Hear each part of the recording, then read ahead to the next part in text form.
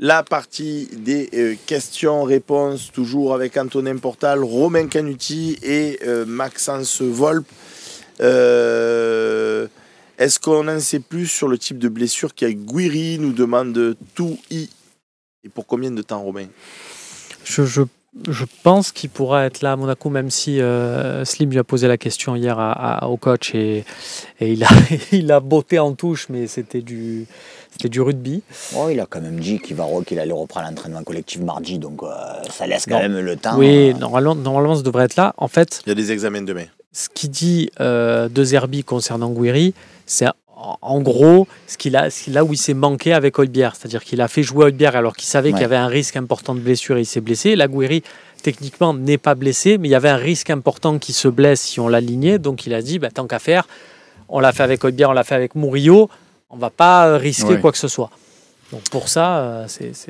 Info, Anthony Dumorbihan, il y a eu d'autres copains qui l'ont dit avant, mais on était sur d'autres débats, mais Gasset n'est plus l'entraîneur de Montpellier. Voilà. Bien dommage. C'est dit. Mr. Jones... Il nous aurait fait une petite équipe faiblarde contre nous au Vélodrome. Tu vas voir qui ils vont mettre en coach. Mr. John 13700 qui nous dit, avez-vous vu la dinguerie de Turpin ce week-end, Max? Oui, Reims-Strasbourg. Ouais. Sur la fin du match. Ouais. Alors, il y a Ito. Tu l'as vu ou pas l'action? Je savais pas si il y a le Strasbourgeois. Il a poussé, mais ouais, il a fait un truc. Et Turpin, mais vraiment dans du Turpin. Taisez-vous, c'est moi. J'expulse un mec de chaque côté, pas les mecs concernés, mais d'autres, parce qu'il y a eu un échauffouré. Du Turpin. Évidemment, on n'est pas au stade, donc on ne voit que les images de la télé. Mais moi, à aucun moment, je l'ai vu faire, comme tu dis souvent, ça, et il n'y a rien. Donc on était tous là, on attendait. Babou qui était à côté me disait, mais non, mais là, c'est bon, la VAR, c'est bon, c'est réglé, tout. Tu vas voir, c'est réglé, rien du tout, c'est Turpin. Il doit tellement avoir un égo qu'il ne veut pas se déjuger. Pas besoin de mandat, il doit se dire, j'arbitre pas avec la VAR. Mais c'est fou. Au moins, cette action-là, désolé, ça nous apprend un truc, c'est que la prochaine fois qu'il nous fera son truc, on ne sera pas à dire c'est contre nous, et non, il le fait à tout le monde. C'est un shérif. Ah oui, il le fait à tout le monde, mais ça n'empêche pas de dire que quand c'est contre nous, il est nul. Il a été nul. Mais il est nul tout le temps, en fait. Oui, il est nul tout le temps. C'est peut-être pas contre nous dans le sens d'être parano. Il faut arrêter avec ces mecs qui se prennent pour des shérifs. Ceci étant dit, et tu pourras me raconter tout ce que tu veux, chaque fois que je vois des matchs de Paris, dès qu'il y a un attaquant dans la surface, tu leur fais ça, il fait Penalty. Eux, par puisqu'on parle de c'est pas par opposition à nous, c'est peut-être parce que le président du PSG a beaucoup d'influence. J'ai pas revu, mais vous avez dû les revoir. La deuxième action de Greenwood dans la surface, il n'y a pas du tout faute non plus. La première, il fait simulation, là, il a pris le carton jaune contre Toulouse. Mais la deuxième action, quand il rentre, j'avais l'impression quand même que vous l'avez revu ou pas? Je ne l'ai pas revu. Je vois l'action sur le coup, mais on n'a pas revu remontrer l'image. Par contre, ils ont dit que le coach adverse marronnait justement. Donc peut-être que lui, il a vu les images, il a dû se dire qu'encore une fois, il aurait pu prendre. Ouais, il y a l'Olympia 95 et c'est une question qui est revenue souvent, donc forcément je la relais. Elle est récurrente. Mais on n'a pas beaucoup de blessés pour une équipe qui joue un match par semaine. Et est-ce qu'on n'a pas très peur, si on a la grande chance de se qualifier pour la Champions l'année prochaine, en fait, on soit décimé permanent? Parce que là, avec un match par semaine, on a beaucoup de blessés. Donc avec un match tous les 3 jours, va se passer quoi, messieurs? Moi, je trouve qu'il n'y en a pas plus ou moins que chaque saison. Je n'ai pas l'impression qu'on en a vraiment plus que ça. Après... Ça mérite peut-être. Ce qui change, c'est qu'on ne tire pas sur les organismes. On fait un match par semaine. Ouais, mais regarde, à chaque fois je lis la dépêche du Fossé d'avant-match, on joue contre un Lens décimé. On joue contre donc les autres aussi sont des blessés en fait. Hein. On a l'impression qu'il n'y a que nous qui avons des blessés. Il faudrait peut-être prendre le temps de prendre toutes les équipes et de regarder combien ils ont blessés par rapport avec nous, que ce soit Lyon, Lille, Monaco, Paris. Regarde Lyon, il y en a un qui vient de se faire les croisés. Non mais ils ont tous fait des Coupes d'Europe. Ils n'ont pas du tout le même niveau de compétition que nous. Parce qu'un déplacement dans la semaine, c'est pas anodin. Tu prends l'avion, tu dors moins bien, tu as moins de récup. Nous, c'est ce qui s'est passé pour Balerdi. Alors, Balerdi, je pense qu'il se blesse parce qu'il a pris l'avion, parce qu'il était en manque de sommeil. C'est que si, parce qu'il fait un match international, il se blesse, l'année prochaine, qu'il va jouer tous les 3 jours avec l'intensité de la Champions, il va être blessé au bout de 3 semaines. Non, mais tu sais aussi très bien que tu fais beaucoup plus de rotation. Turnover, comme on a tendance à dire. Donc il faudra beaucoup de joueurs l'année prochaine. Il faudra plus. Du coup, Jonathan Rowe, dont on parlait dans la partie précédente, il aurait plus fait plus de matchs. Sur le devant de la scène, j'ai un joueur que j'aime bien du côté de Nantes, Antonin, qui s'appelle Moïse Simons. attaquant de gauche. On te dit l'année prochaine, c'est une question de le Duc de Mars.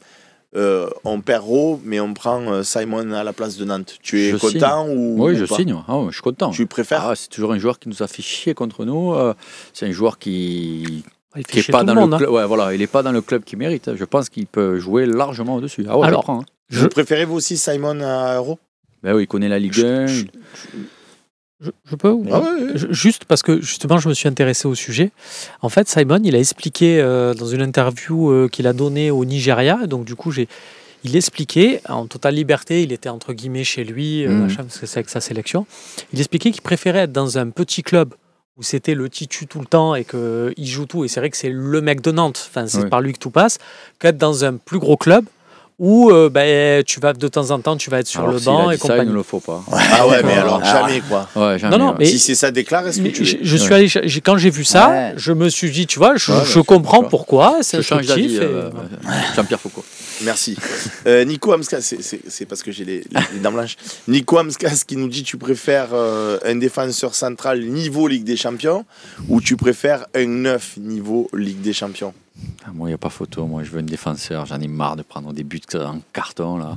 Donc, un défenseur niveau Ligue des Champions, Romain, pareil. Ouais, je pense que cette année, si bien sûr on garde de Zerbi, ce truc, la structure qu'on a actuellement, ça me fait plus rêver d'aller chercher. Bah, de toute façon, pour répondre à Nico, Max, tu faisais la moue, mais on va quand même t'écouter sur le sujet. Vous avez dit vous-même en début d'émission, on n'a jamais marqué autant de buts que sous De Zerbi. Par contre, on n'en encaisse jamais autant que sous De Zerbi. Non, mais ce que je veux dire, c'est que donc, je vais le célébrer. Si on recrute un défenseur comme ça, je vais à Marignane le célébrer comme si c'était Alexis Sanchez. Alors qu'on est d'accord que c'est pas. Les deux, on ne peut pas dire. Les deux. Eh ben non, c'est tu préfères. Eh ben, moi, je vais juste expliquer. Je préfère un 9 Ligue des Champions parce que ça, c'est ce qui fait la différence dans une équipe. Mais je veux évidemment. Et si un c'est bon pas, défenseur. Mais voilà, mais pas des plots. Si c'est pour garder les mêmes, voilà, non. On n'a aucune chance. Choto 146 qui nous dit vous préférez conserver Mumbagna ou Mopé en doublure devant pour l'année prochaine ou aucun des deux? Elle est dure ta question, Choto. Tu sais pourquoi? Parce que Mumbagna, on l'a pas vu du tout. Ça. On l'a vu un petit peu avant qu'il se blesse, parce qu'il n'était pas non plus titu absolu. Et là, on ne sait pas à quel niveau il est depuis son retour. Donc tu nous parles d'un nom, d'une hypothèse. Ouais, donc, pour jouer en doublure, moi je préfère quand même Mumbagna. Que Mopé sans savoir son niveau. C'est-à-dire que le Mopé, j'ai du mal. Donc en fait, je ne veux pas dire du mal de lui. Non, mais tu sais qu'il y voilà, avait l'option aussi, aucun des deux. C'est pour ça. Tu dis, c'était pas ou l'un ou l'autre. Si aucun des deux, ouais, je prends aucun des deux. Non, mais c'est pour ça. Après, tu aurais pu défendre Mumbagna en disant oui, moi, c'est un joueur qui non, me plaît. mais parce que je pars du principe que si tu as un bon attaquant, il est capable de faire quand même pratiquement tous les matchs, mais que Mumbagna a un profil totalement différent. Et si c'est pour faire rentrer un mec en fin de match parce que tu n'as pas fait la différence, je préfère un grand costaud qui va te fracasser tout et qui va peut-être marquer mieux de la tête plutôt que Mopé qui, pour moi, est un bon joueur de Ligue 1, mais dans une équipe moyenne. Max, question pour toi de Lito sur le Phocéen. Bonsoir le Toll. Qu'est-ce que Monaco pourrait jouer en nous laissant la possession pour mieux nous contrer au regard de notre fragilité défensive? Est-ce que tu penses que Monaco pourrait se dire tiens, on a vu les autres jouer comme ça contre l'OM, ça a plutôt porté ses fruits? Parenthèse, Ludo Sud qui nous disait pourquoi tu veux faire reculer Rabiot alors que hier il a fait son meilleur match. Oui, mais Ludo Sud, ça t'a pas échappé que Toulouse n'est pas venu bloc bas, n'est pas venu jouer à 11 derrière. Ils ont joué au foot. C'est pour ça que d'ailleurs qu'on a vu une 3-2. C'est pour ça qu'on a vu un bon match de foot et qu'on s'est régalé. Parce qu'ils n'ont pas joué comme les autres. Et moi, contre ces équipes, Nice, Lyon, Monaco, qui viennent jouer au Vélodrome, Rabiot à ce poste-là, pourquoi pas? Mais quand on joue contre des mecs qui sont tous derrière, pardonne de voir que Rabiot n'apporte pas grand-chose dans ce style de match. La vérité, c'est qu'il y a 15 jours, je disais on ne prend pas assez de risques dans les passes, il faut qu'on prenne plus de risques, etc. Et je m'aperçois que quand on essaye de faire ça comme on l'a fait contre Toulouse, le peu de ballons qu'on perd, on se fait assassiner en contre. C'est juste, alors certes, les Toulousains, les deux Toulousains devant étaient rapides, mais quand même. Là, je pense que donc, pour moi, il faut qu'on ait notre style de jeu, mais notre style de jeu, où si on se fait chier tout le match, mais qu'on garde le ballon, qu'on se fait des passes, qu'on les attire, parce que là, tu arrives en fin de saison, à un moment donné, c'est toi qui as les 2 points d'avance. Hein. Moi, le nul à Monaco, s'ils sont prêts pour le signer, je le signe. Hein. Donc, on ne va pas se jeter dans la gueule du loup, à mon avis. Et si Monaco veut qu'on se jette, après on peut faire la partie de cartes chacun de la surface de réparation à la fin du match. Hein. Là où c'est intéressant sur ce match-là aussi, c'est oublier un peu que Monaco, ils sont un peu comme nous, c'est-à-dire que leur attaque, c'est impressionnant. Et on les sait tous les noms, hein, les Akliouche, Ben Seguir, Mika Biretz, hein, on a compris. Le milieu, Zakaria, c'est pas mal, Lamine Camara et tout. Derrière, c'est Kerrer là, vous avez vu à Brest, il avait bien démarré, il a bien chuté. Les mecs qu'ils ont, c'est limite. En fait, c'est vraiment comme nous. Ils ont sur le côté Caio Henrique et Vanderson qui sont des mecs, des beaux pistons offensifs, mais défensivement, c'est Quentin Merlin et Luis Enrique. Et au cage, là où c'est encore pire que nous, c'est qu'ils ont 2 mecs. C'est Trevisan et Gregorini. Donc là, franchement, je serais eux et je ne vais pas jouer sur ma défense. Je pense que Monaco, ils vont se dire on a tout intérêt à attaquer à fond et de faire jouer nos milieux et nos attaquants. Et ça peut être tout bénéfique pour nous. Et c'est tout bénéfique pour nous, évidemment. On a XB Data Analytics qui nous dit sinon, Harit, vous pensez qu'il peut entrer dans la rotation avec Luis Enrique en fin de saison? Avec Luis Enrique? Non. C'est sa question. Moi, avec Luis Enrique, non. Pour moi, c'est pas du tout le même profil, si on reste dans la logique du piston. Hein.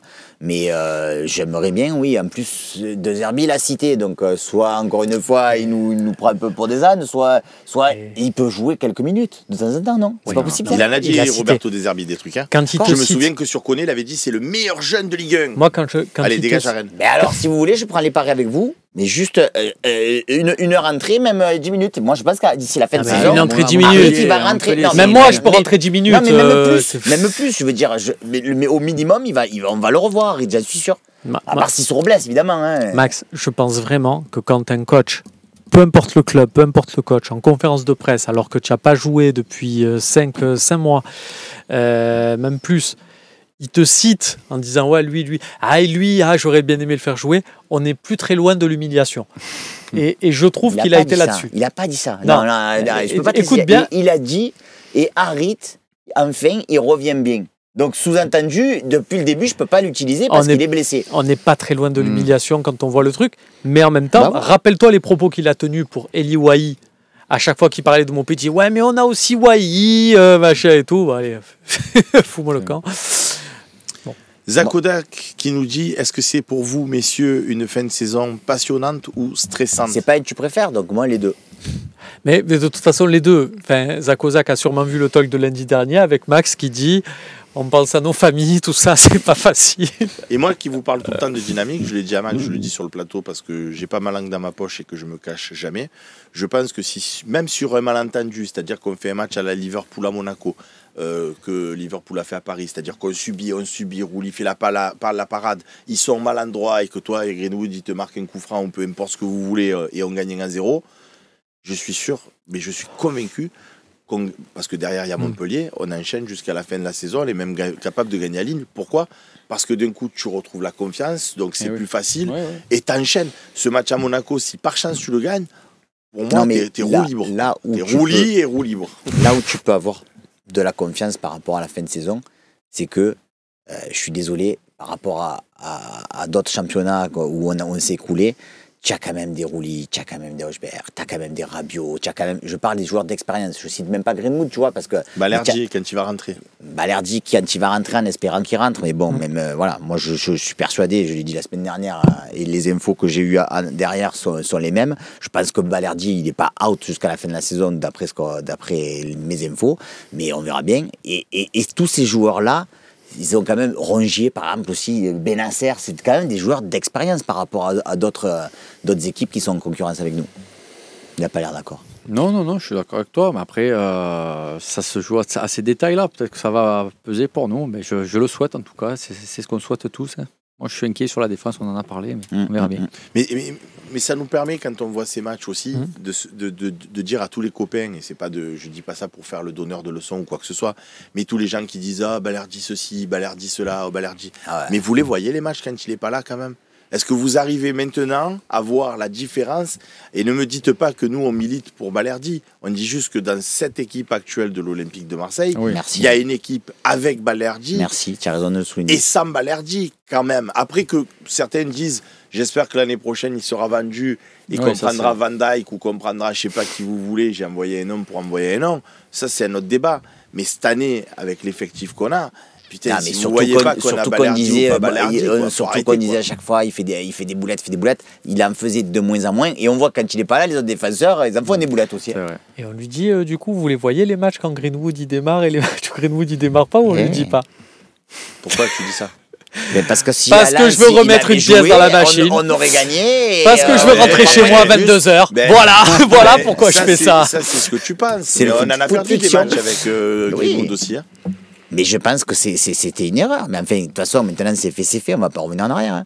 Et puis, peut-être qu'il va finir en boulet de canon et ça lui donnera raison. Max, quand tu dis des trucs comme ça, c'est ce qu'il te dit Romain. Tu dis tout à l'heure, moi je pense que s'il avait fait un changement de système plus tôt, mais Romain te dit peut-être que Lirola il avait que 30 minutes, et que s'il le fait à la mi-temps, peut-être que Greenwood s'il le pique pas contre Paris après, peut-être que là il essaye pas de remontrer, qu'il reste en roue libre jusqu'à la fin de la saison. Le match d'avant Lens, c'était contre qui? Nantes. On avait gagné? Et il a fait une passe D et il a marqué un but. Voilà. Ça suffit en fait pour moi. Je veux dire, à un moment donné, tu sors le joueur après. C'est quand même incroyable. Tu joues contre Lens. On va rentrer à 22h. On le voit pas à l'entraînement, c'est pas son attitude. Mais De Zerbi lui-même, il a dit que Greenwood, il avait pas la bonne attitude. Donc c'est toujours 2 poids 2 mesures en fonction d'eux, quoi.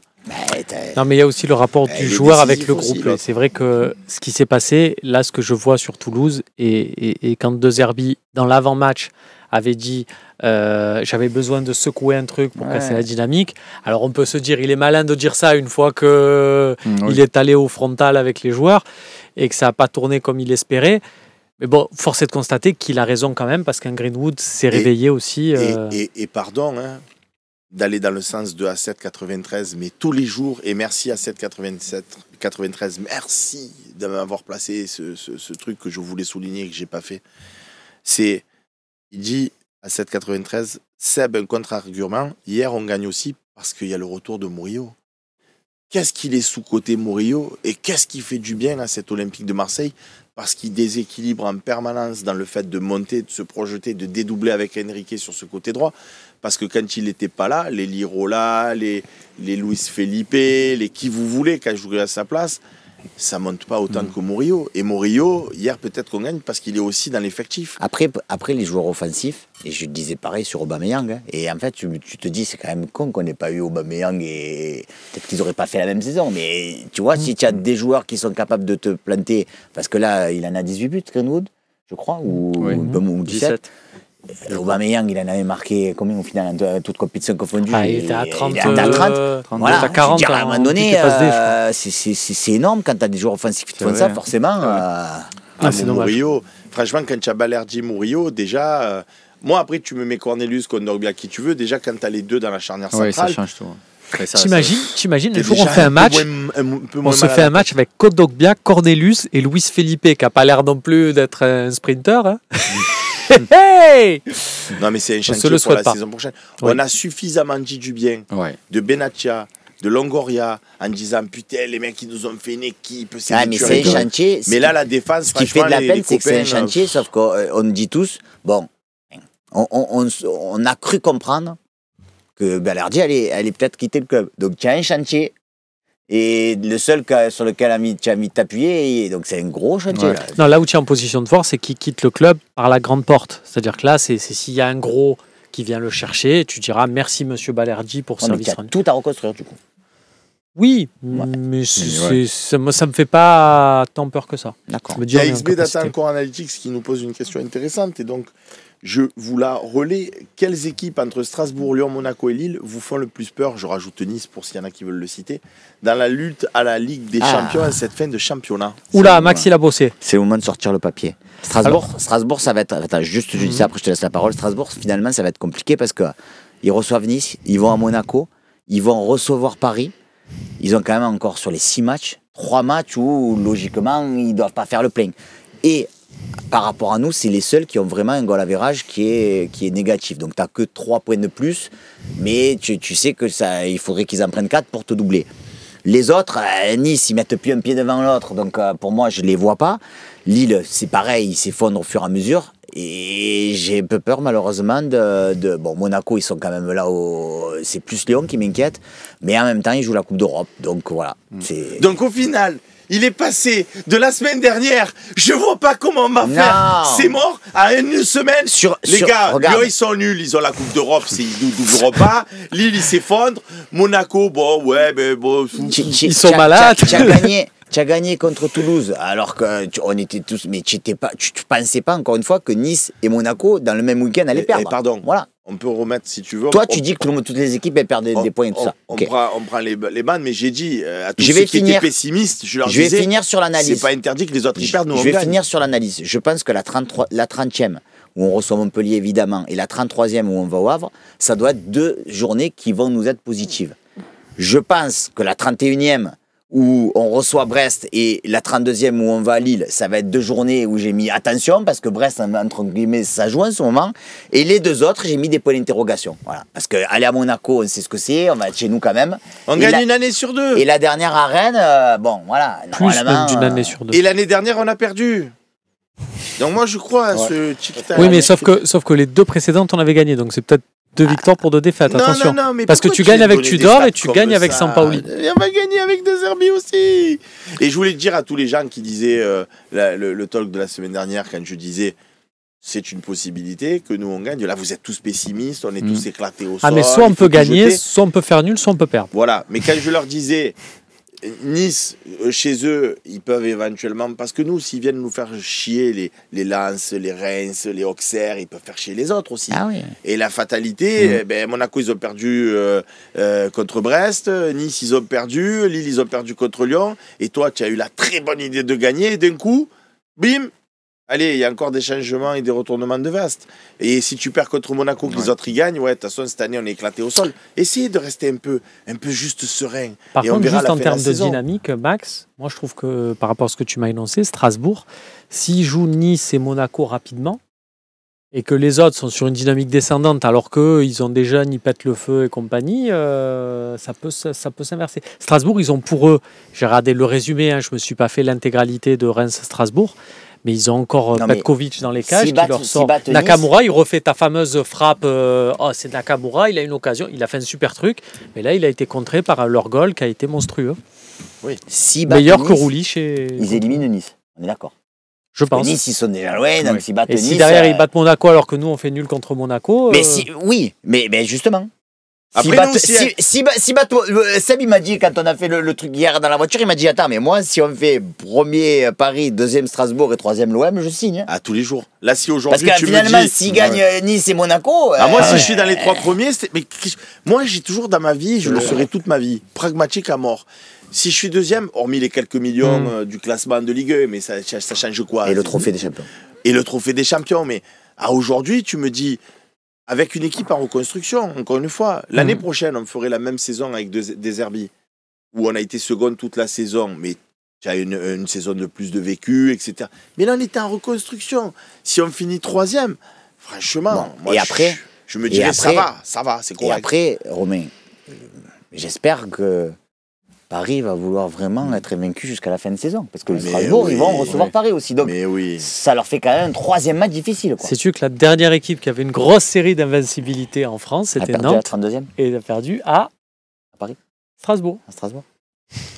Mais bien sûr, le Duc de Mars, moi aussi, chef, on joue avant tout un championnat pour finir le plus haut possible. Donc 2e, c'est mieux que 3e. Mais moi, à l'instant T où je parle, est-ce que si on m'assure, s'il y avait la fée Clochette qui arrive et qui me dit, voilà, Strasbourg, ils font une fin de parcours incroyable, ils battent Nice, ils battent Monaco, pourquoi pas ils battent Paris, comme ça, Paris, au moins, ils ne sont pas vaincus sur tous les championnats, et du coup, ça les fait finir devant nous, mais nous, on finit devant Monaco, Lyon et les autres, et on finit 3e, dis-moi où je signe tous les jours, parce que si je signe pas, peut-être que tu finis derrière Monaco, mais peut-être que tu finis aussi derrière Lyon, Strasbourg, on ne sait pas au jour d'aujourd'hui où on va terminer. Et surtout qu'on a fait 2 fois 4e. C'est ça. Et pour finir sur leur calendrier, puisqu'on parle de Strasbourg, les 3 autres, c'est Le Havre, c'est Angers et c'est Saint-Etienne. Donc 3 équipes qui sont faibles, mais qui vont se battre comme des morts de faim parce qu'ils jouent au maintien. Des fois, il vaut mieux rejouer des Toulouse ou des Lens ou des qui jouent plus rien, tu vois, plutôt que des équipes qui sont en base de descendre. Le Duc de Mars qui me fait préciser, et merci de me faire préciser, il me dit non mais c'est parce que tu as dit que 2e et 3e c'était pareil. Tu as raison, j'ai fait un abus de langage. 2e et 3e c'est pareil, dans l'optique de se qualifier pour la Ligue des Champions. Maxence a bien précisé, si tu es second, forcément tu es vice-champion de France, c'est pas un titre, c'est même pas honorifique, tu es vice-champion, mais ça rapporte rien de plus, rien de moins. Tu as quelques millions en plus, mais bon, ça change pas la donne. Et surtout, Romain l'a rappelé, donc ils avaient quand même été complets pour moi, malgré tout, merci messieurs, a dit, on pourra faire le trophée des champions. Donc effectivement, finir second, ça te fait faire le trophée des champions en plus. Et c'est quoi l'autre des millions. Tu viens de le dire juste à l'instant. Des petits millions en plus. Mais bon, pour se qualifier pour la Ligue des Champions, c'est bonnet blanc. Non, mais puis surtout, c'est qu'on est dans une logique aujourd'hui de se dire on veut que ça continue, ça, avec De Zerbi, avec Rabiot, avec ci, avec ça. Donc, pour que ça continue, il faut finir 2 ou 3. Tu peux pas prendre le risque de finir 4 ou 5. Je vais te dire autre chose. Moi, en tant que supporter de l'Olympique de Marseille, et en étant encore plus pragmatique, et là, c'est pas... Allez, on va prendre un autre terme. Moi, je suis comme Seb, c'est-à-dire je suis pragmatique, mais en plus de ça, je suis un peu pupute. Voilà, on va prendre ce terme-là. Moi, j'ai envie de quoi? J'ai envie qu'on soit premier, enfin qu'on soit deuxième, donc premier derrière Paris. Mais si les deux autres équipes qui nous accompagnent en Ligue des Champions, à choisir, je préfère que ce soit Monaco et Strasbourg. Pourquoi? Parce que c'est des équipes qui financièrement sont régulées par des gens qui ils sont en Ligue des Champions, ils ne sont pas en Ligue des Champions. Les sous, ils les auront. Par contre, si Lille, si Lyon, si Nice n'y sont pas, eux, financièrement, ça va bien impacter leur budget et ça va les mettre bien marrons pour la saison prochaine. Je comprends ce que tu dis, je suis d'accord, mais d'un autre côté, moi je vais le dire, et si c'est une populaire opinion, je m'en fous, je préfère une Ligue 1 avec Bordeaux parce que ça nous fait des Bordeaux-Marseille et que c'est historique. Donc, pour aller à contre-pied de ce que tu dis, je préfère voir d'autres clubs forts avec nous. Parce que Tapi l'a dit en son temps, quand tu as un championnat avec de l'adversité, c'est plus facile pour quelque part briller en Europe parce que tous les week-ends, tu es au haut niveau. Si c'est pour avoir un Lille faiblard, un Lyon faiblard et tous les autres faiblards parce qu'ils n'ont plus de ressources et que toi tu fracasses tout le monde, regarde Paris. C'est quoi S'ils sont contents, Paris, tant mieux pour eux. Viens, on fait ça, mais laisse-nous 3-4 ans où on finit deuxième. Et même si tous les autres ils sont nuls, tu es deuxième, tu es qualifié directement en Ligue des Champions, donc tu crées un cycle où tu prends de l'expérience en Europe, tu prends des sous qui te permettent de grossir et tout. Et après, on dira on voudrait bien Bordeaux, machin et tout. Laisse-nous 2-3 ans enchaîner les podiums. On fait 3-4 ans comme Paris où on fracasse tout le monde, on a 15 points. Comme ça, on reprend un peu. Voilà. On se réconcilie avec nos familles. On sera encore là. Le fossé sera là, Seb. T'inquiète pas. Voilà, 3-4 ans chacun. Et je réponds à Anthony Dumorbihan qui nous dit, et ça sera la dernière question, Seb, pourquoi Virage Marseille n'est plus diffusé sur le Fossin? Parce que figure-toi qu'en début d'année, BFM Marseille m'a appelé en me disant maintenant il y a le groupe CMA-CGM qui a racheté et qui, comme ils sont propriétaires et de la Provence et de BFM Marseille, ils ont fait un partenariat entre la Provence et BFM Marseille. Donc BFM Marseille était très content de nous, mais voilà, c'est des consignes qui viennent du dessus, donc on a arrêté ce partenariat, mais pas très grave, il y a toujours Romain Cogniti qui y est. Tu viens aussi Je viens aussi, et puis c'est des confrères, on les aime beaucoup, je pense que c'est réciproque, après c'est juste des consignes de l'actionnaire. Voilà, merci beaucoup à Antonin Portal d'avoir été présent avec nous, merci à Romain Canuti, merci à Maxence Volpe. Je fais une dédicace, une fois n'est pas coutume, à Enzo qui faisait des travaux chez moi et qui s'est fait bobo à la main. J'arrive, on va se boire des bières. Bobo, il s'est coupé 3 doigts. Ça va, secret médical, frérot. Il a dû se prendre un coup de pression. Bon, les amis. Et avant de quitter l'antenne, juste un petit rappel. Si vous allez sur le site pacared.fr, vous pouvez avoir quelques informations si vous avez envie de faire un peu de VTT ou de course à pied la semaine prochaine. Il y a toutes les infos dessus, je ne vais pas faire long. Donc voilà, pacared.fr et vous avez tout. Voilà, le message est passé. À bientôt pour de nouvelles aventures. Bye bye.